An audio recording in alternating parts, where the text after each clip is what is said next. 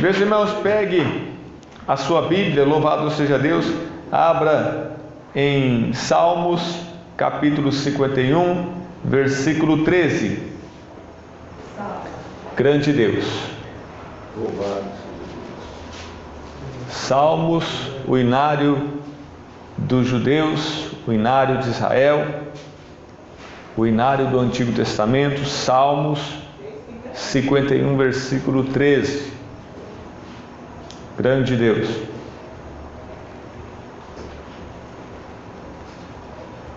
Diz assim a palavra de Deus. Quem trouxe a Bíblia, diga amém. Quem não trouxe, acompanha aí ouvindo. Preste atenção.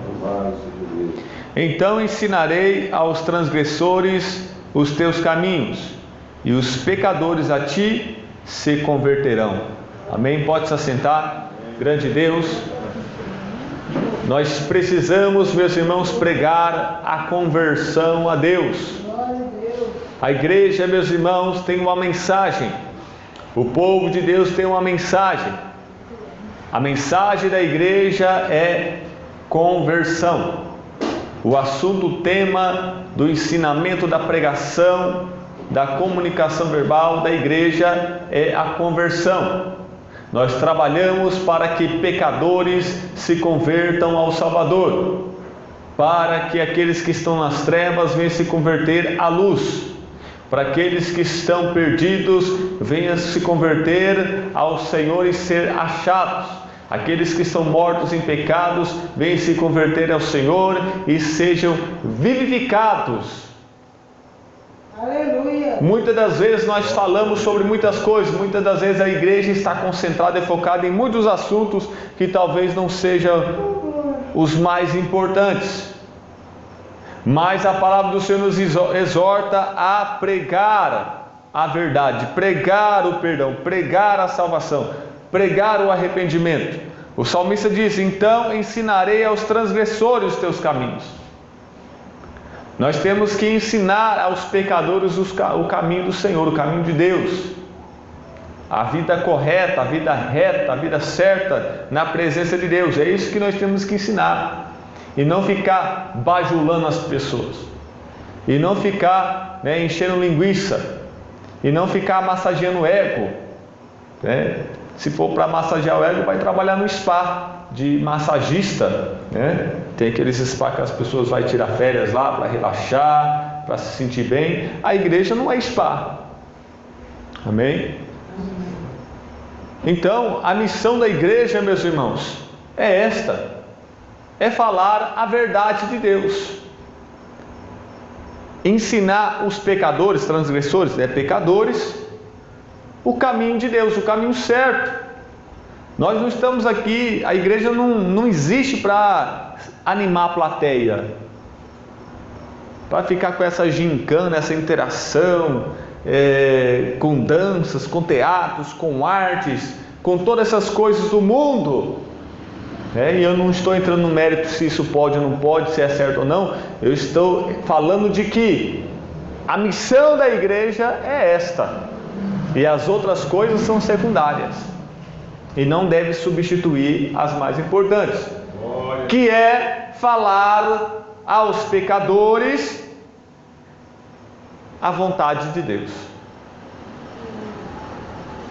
Mas hoje em dia parece que as pessoas, os paroleiros, os palestrantes, os que fazem discursos, eu não posso chamar muitos deles de pregadores, porque eles só falam da vontade dos outros, da necessidade dos outros, das coisas do mundo, das coisas materiais, e não prega a conversão a Deus, a salvação de Deus, o perdão de Deus e o arrependimento pessoal dos seus pecados próprios. O salmista diz: então ensinarei aos pecadores teus caminhos, e o que vai acontecer? E os pecadores a ti se converterão. As pessoas só vão se converter se nós pregarmos a vontade de Deus. Agora, se os pregadores só ficam com lisonjas, só ficam elogiando as pessoas, bajulando as pessoas, puxando o saco das pessoas, só fica querendo agradar as pessoas, só fica querendo ganhar fãs, só fica querendo ganhar seguidores, só fica querendo ganhar curtidas, só busca aceitação, só busca aplausos. É claro que eles não vão falar a verdade de Deus, eles vão falar as coisas que vocês querem ouvir. E é claro que os falsos profetas, as mensagens deles dão muita audiência, muito ibope, porque agrada a multidão que não suporta a sã doutrina. E eles são levantados, amontoados pelas próprias pessoas que não querem a verdade, mas querem suas próprias verdades, querem ser agradadas, querem se sentir bem, querem uma suposta felicidade, querem satisfazer suas paixões carnais. Mas a igreja não vai falar dos assuntos que as pessoas... A igreja não tem que ficar fazendo pesquisa estatística do que o povo gosta, do que o povo quer, para fazer na igreja uma versão gospel. Não! Nós já temos o nosso trabalho, nossa missão, já sabemos o que deve ser feito: ensinar aos transgressores os teus caminhos, ó Deus. E o que vai acontecer? O resultado é maravilhoso: os pecadores a ti se converterão. Agora, se ficar esse show, essa palhaçada toda de hoje, as igrejas enchem, superlotam, o show é forte, é impactante, mas não há conversões, há um inchaço, há um sucesso, há uma fama. Nossa, lotou, né? Eita, está aprovado. Nossa, entrou muito dinheiro. Nossa, está aprovado, então foi denso. Nossa, todo mundo gostou da apresentação. Nossa, então foi de Deus. Não, foi não. Por ilusão. Por ilusão. Fama, sucesso, show business, luzes, jogo de luzes, fumaça, glória humana, um êxtase carnal, uma alegria carnal que não é espiritual, que qualquer ímpio sente quando ouve uma melodia, uma nota, ou ouve frases bonitas. Até os ímpios sentem. Esse sentir deles é pura carnalidade, não tem nada do Espírito Santo. Só vai haver conversões puras, genuínas, verdadeiras, original e legítimo, se pregarmos aos pecadores a vontade de Deus, a verdade de Deus. Agora, qual é o resultado que a igreja quer? A igreja quer quantidade, quer dinheiro, quer status, glamour, ou a igreja quer o que Deus quer? Conversão dos pecadores. Para tanto, temos que pregar então a vontade, a verdade, os caminhos de Deus. Custe o que custar, doa quem doer. Ainda que a igreja empobreça, feche, vai à falência, esvazie, para Deus isso não tem diferença nenhuma. A Bíblia diz que Jesus começou a pregar, né? Enquanto Jesus estava multiplicando o pão, todo mundo gostava de Jesus. Jesus começou a pregar que ele ia morrer e quem seguisse ele ia sofrer. Aí todo mundo começou: opa, peraí, não vamos continuar não. Colocaram o pé para trás assim, ficaram meio na segunda. Foi mudando de posição, de opinião acerca de Jesus. Quando estava no bem bom, churrasco de peixe, pão, Jesus, você é meu melhor amigo, você é meu chegado. Aí Jesus começou a falar aquelas coisas lá pesadas, de cruz, esse negócio de cruz aí. E Jesus, essa conversa aí já... Vamos desfazer nossa amizade aqui, vamos quebrar o contrato aqui. Até aqui, quando o Senhor só estava abençoando, até aqui eu vou, daqui para lá. Aí diz que a multidão falava: que pregação pesada de Jesus, quem pode suportar? E muitos então deixaram de seguir a Jesus. A maioria deixou de seguir a Jesus.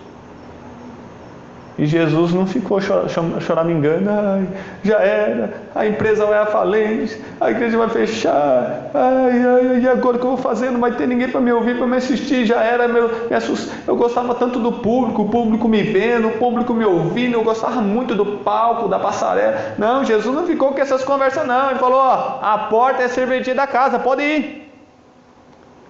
Aí os apóstolos ficaram por ali mesmo. Aí vai que os apóstolos também estão com vontade, só que estão com medo de ir. Então vou perguntar: e vocês, apóstolos, querem ir junto com eles? Mas os apóstolos não eram multidão. Pedro se levanta tomando a frente.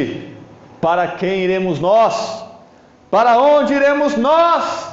O que nós vamos fazer na nossa vida, Senhor? Só o Senhor tem palavras de vida eterna. Aleluia! Grande Deus! Só o Senhor é o verdadeiro amigo que fala toda a verdade para nós e não omite nada. Verdade, Deus. Glória a Deus, aleluia. Essa é a nossa pregação. Este é o nosso tema, o assunto da nossa mensagem: conversão, pregar a conversão. Todos os pecadores têm que se converter a Deus, têm que se voltar para Deus, têm que buscar a Deus, arrependidos, confessando, chorando, derramando lágrimas, se lamentando diante de Deus e pedindo perdão, pedindo misericórdia e graça e o favor de Deus, tomando a decisão de parar, de mudar de vida, de se esforçar mais em obedecê-lo, mudar de estilo de vida, de opinião, de coração, mudar totalmente para o Senhor, se converter, da água para o vinho, 360 graus. A palavra de Deus diz em Jeremias 35, versículo 15: E vos enviei todos os meus servos, os profetas, madrugando e enviando, e dizendo: Convertei-vos agora, cada um do seu mau caminho, e fazei boas as vossas ações, e não sigais a outros deuses para servi-los, e assim ficareis na terra que vos dei, a vós e a vossos pais, mas não inclinastes os ouvidos, nem me obedecestes a mim. Deus, eu imagino Deus, se Ele fosse uma pessoa que nem nós, Ele assim com a mão na cabeça. Mas, meu Deus do céu, o que eu já fiz? Pelo amor de Deus, já mandei esse pregador, mandei esse irmão, mandei esse servo, mandei essa serva, mandei profeta de manhã, de tarde, e até mesmo pelas madrugadas, mandei profetas, representantes, porta-vozes do Senhor, para pregar para eles se converter da idolatria, se converter dos seus pecados, para que eles venham continuar desfrutando da terra prometida, para que eles viessem continuar debaixo da bênção de Deus, mas eles tamparam os ouvidos, eles se recusaram a ouvir, eles não quiseram ouvir. Aleluia. Não foi por falta de avisar, não foi por falta de alertar, não foi por falta de advertir, porque o Senhor falou e falou muito. Matava um profeta, Deus levantava outro, prendia um, já tinha outro lá. Deus insistiu, Deus lutou com eles. Mas eles não quiseram, rejeitaram a correção de Deus, não quiseram se converter a Deus, não quiseram se converter das suas más obras, dos seus maus caminhos e praticar a justiça. Vocês têm que se converter, pare de fazer o mal, se converta e passe a fazer o bem. Atos capítulo 14, versículo 15. E dizendo: Varões, por que fazeis essas coisas? Nós também somos homens como vós, sujeitos às mesmas paixões, e vos anunciamos que vos convertais dessas vaidades ao Deus vivo, que fez o céu e a terra e o mar e tudo quanto há neles. Grande Deus. Aqui, nesse texto, quiseram adorar o apóstolo Paulo, porque ele pregava a palavra de Deus, expulsava demônio, curava as pessoas. E aí Paulo já estava pregando o evangelho para eles se converterem, se arrependerem da idolatria. Mas eles viram que Paulo expulsava demônio e curava enfermos e quis fazer de Paulo um Deus e adorar. Aí Paulo vai rasgar a roupa em protesto. Eu protesto, pelo amor de Deus, pare com isso. Eu já não estou pregando para vocês se converterem dessas más obras, se arrependerem da idolatria e se converter ao único e verdadeiro Deus vivo que criou tudo e todos vocês. Ficar adorando pedaço de madeira, de concreto, de gesso, não sei, de ouro, de metal. Ficar adorando o homem. Eu sou homem como vocês. É Deus que está fazendo isso através de mim, o Deus verdadeiro, invisível, mas real. Se convertam dessas vaidades. Porque a idolatria é uma vaidade, é algo fútil. É algo inútil. Frívolo. Não serve para nada. Tem olho, mas não vê. Mão, mas não pega. Pé, mas não pisa. Perna, mas não anda. Boca, mas não fala. Nariz, mas não respira. Que Deus é esse de meia tigela?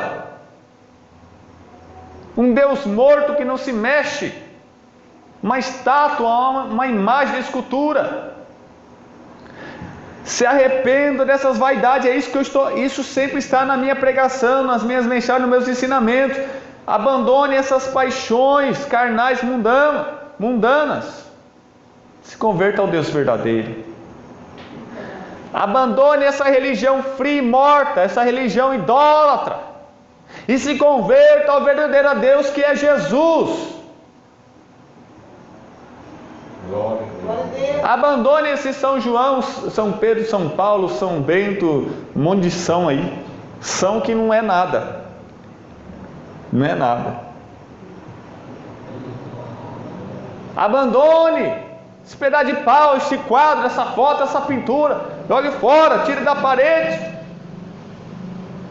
Eles estão cansados de ficar pendurados na parede já, coitado. Pelo menos muda de cômodo. Se convertam.